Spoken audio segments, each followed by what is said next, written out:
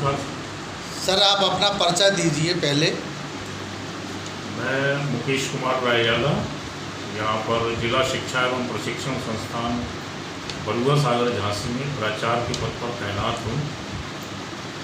Sir, आप कब से यहाँ पर हैं, ज्वाइन किया है, कब से आए हैं आप?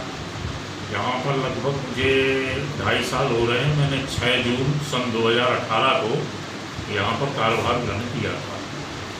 आपने संस्थान में ज्वाइन करते समय संस्थान की स्थिति कैसी थी और अब संस्थान किस हाल में है?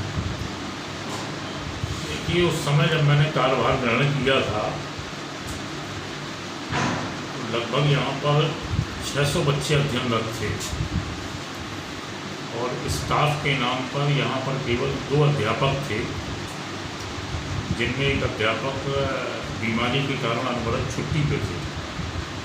तो उस समय जो हमारी पठन पाठन की स्थिति थी, यद्यपि एक NGO यहाँ पर काम कर रहा था, ह्यूमन सोसाइटी करके जी, उसके जो हमें 4-5 अध्यापक थे, किसी तरीके से काम चल रहा था जी, लेकिन स्टाफ की कमी महसूस की गई थी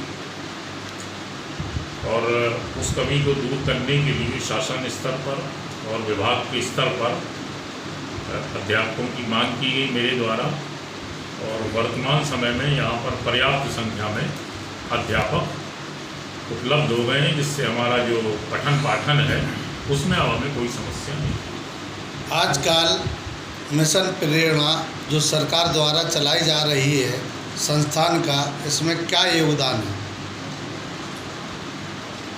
देखिए, मिशन प्रेरणा के बारे में आपको बताना चाहूँगा कि हमारे प्रदेश में जो बेसिक शिक्षा परिषद के अंतर्गत विद्यालय हैं, कक्षा 1 से लेकर कक्षा 8 तक, उनमें प्राइमरी और उच्च प्राथमिक विद्यालय है। उसके लिए सरकार ने सितंबर 2019 में माननीय मुख्यमंत्री जी ने सितंबर 2019 में मिशन प्रेरणा कार्यक्रम यहाँ पर संचालित करने की घोषणा कर रखी है, जो कि भारत सरकार के द्वारा प्रायोजित एक कार्यक्रम है और इसके अंतर्गत हम कक्षा 1 से 8 तक के बच्चों का जो मिनिमम लर्निंग लेवल है, उसमें हम एक टीम बनाकर पूरे ज़िले में उस लर्निंग लेवल का जो हमारा स्टेटस है, जो स्तर है, उसको हम बढ़ाने का प्रयास कर रहे हैं। आपके पहले सुना जाता था कि संस्थान में सुविधाओं का बड़ा अभाव था, क्या ये सही है? देखिए, जिस जगह पे ये संस्थान स्थित है, प्राकृतिक परिस्थितियां कुछ ऐसी हैं कि यहाँ पर पानी का जो अभाव था, ये पूरे बुंदेलखंड रीजन में है, केवल संस्थान की ही बात नहीं है, पानी का अभाव था, ये तो सत्य बात है। और बहुत बच्चों की चूँकि संख्या 400-500 रहती है, तो उन्हें बच्चों को कभी कभी बाहर भी जाना पड़ता था पानी के लिए।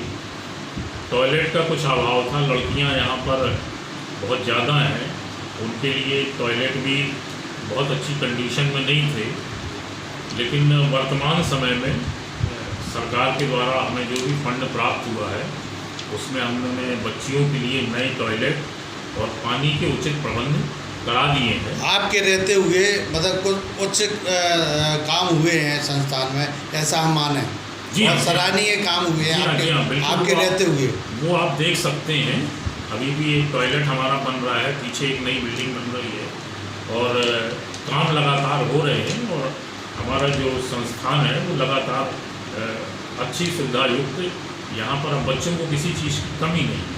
खेलने के लिए ये मैदान आप देख रहे हैं। जैसे कि अभी कोरोना काल चल रहा है, इस बारे में आप क्या कहना चाहते हैं? क्या संदेश देना चाहते हैं अपने छात्रों को, टीचर को? कोरोना काल में देखिए, सबसे जो विकट स्थितियां हैं वो शैक्षणिक संस्थानों की हैं, क्योंकि फिजिकल रूप से बच्चे यहाँ पर उपस्थित नहीं हो पा रहे हैं, तो सबसे बड़ा उनकी पढ़ाई की समस्या आई थी। तो हम लोगों ने अप्रैल माह से ही लगभग 20 अप्रैल के आसपास हम लोगों ने ऑनलाइन पढ़ाई की व्यवस्था उन बच्चों की, यहाँ पर यूट्यूब और तमाम जो हमारे सोशल मीडिया के प्लेटफॉर्म हैं उसके माध्यम से वो पढ़ाई हम लोगों ने चालू करवा दी थी। और आज स्थिति ये है कि हमने जो दोनों सेमेस्टर हैं, 2018 का दूसरा चौथा सेमेस्टर और 2019 का दूसरा सेमेस्टर, हमारा कोर्स लगभग समाप्त प्राय है। अब सरकार से जैसे आदेश सुना है समाचार पत्रों द्वारा कि 15 तारीख से कॉलेज खुलने जा रहे हैं, तो आप क्या ऑनलाइन अभी पढ़ाई कराएंगे बच्चों को या टीचर कराएंगे, क्या इसमें वो आप करेंगे? देखिए, यदि गवर्नमेंट कहती है कि कॉलेज खुलेंगे, तो ये आप भी जानते हैं, हम सभी जानते हैं कि कोविड-19 में सोशल डिस्टेंसिंग का बहुत ज़्यादा इम्पोर्टेंस है, वही इससे बचाव का एकमात्र उपाय है। तो इसके लिए हम लोगों ने जो हमारे 10-12 क्लासरूम हैं वहाँ पे इस प्रकार की व्यवस्था की है कि एक रूम में 15 से 20 बच्चे ही सोशल डिस्टेंसिंग के हिसाब से हम उनको बैठाएंगे और प्रॉपर बच्चों के आने के पहले, जाने के बाद सैनिटाइजेशन। जैसे जिला झांसी में, अपना जिला झांसी में डाइट किस सूची के अंतर्गत रखा गया, क्या आपको जानकारी है क्या?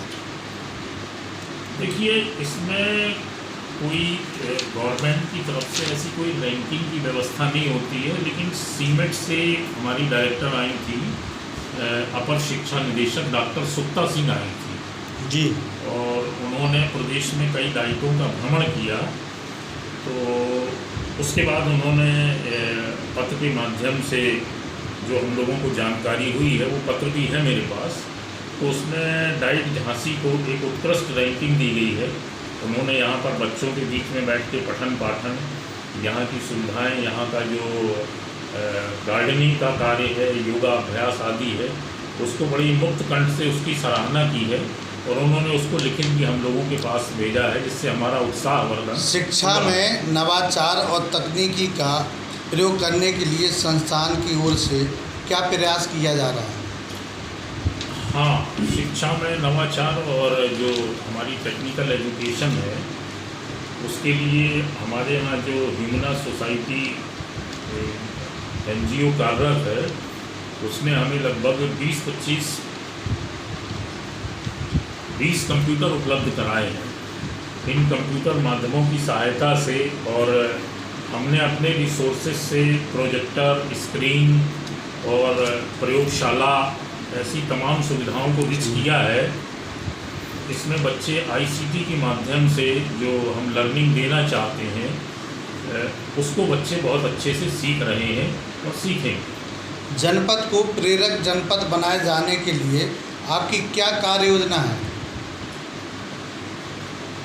देखिए, ये जो मिशन प्रेरणा है, ये बहुत बड़ा प्रोग्राम है और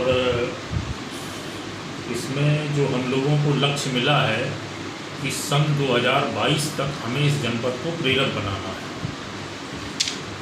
उसके लिए हमारे जितने अध्यापक हैं, बेसिक शिक्षा परिषद में कार्यरत हैं, हमने एक टीम का गठन किया है और उस टीम गठन के माध्यम से उसके विभिन्न पहलू हैं। ट्रेनिंग एक अलग पहलू है और बच्चों को सीखना सिखाना एक अलग पहलू है। ये 3 किताबें रखी हुई हैं आपके सामने। जी सर। आधारशिला बताना चाहूँगा आपको, ध्यान आकर्षण और शिक्षण संग्रह। जी सर। ये आज की डेट में मॉड्यूल जो प्रदेश सरकार द्वारा हमें दिए गए हैं, इसके माध्यम से हम अध्यापकों को ट्रेनिंग दे रहे हैं और उन्हें उन विधाओं से परिचित करा रहे हैं जिसमें जो हमारे छोटे बच्चे हैं, कक्षा 1 से 8 तक के जो बच्चे हैं, किस तरीके से उनका लर्निंग लेवल हम सुधार कर सकें, किस तरीके से अध्यापकों को हम सपोर्टिव सुपरविजन प्रदान कर सकें। ये जो पूरी प्रक्रिया है सपोर्ट पे आधारित है, इसमें कोई प्रशासनिक दृष्टिकोण इन्वॉल्व नहीं है। संस्थान के जो अध्यापक हैं जितने भी, उन्होंने जैसे कि बताया है कि आपके कार्यकाल में बहुत ही सराहनीय काम किए गए हैं। ये हम मार्केट संवाद चैनल और बुंदेलखंड न्यूज़ 24 से आपको बहुत बहुत धन्यवाद देना चाहते हैं कि इसलिए धन्यवाद देना चाहते हैं कि आप संस्थान को इस ऊंचाइयों पर ले गए। ये बड़ा सराहनीय काम है हमारे क्षेत्र के लिए। हम बहुत बहुत धन्यवाद देते हैं बुंदेलखंड न्यूज़ 24 से, मार्केट संवाद से। हमारे साथ नईम खान जी हैं, साथ में कैमरामैन मिश्रा जी हैं, पारस मिश्रा, पारस शर्मा, अनिल मौर्य की रिपोर्ट के साथ। धन्यवाद। आपको बहुत बहुत धन्यवाद। Thank you.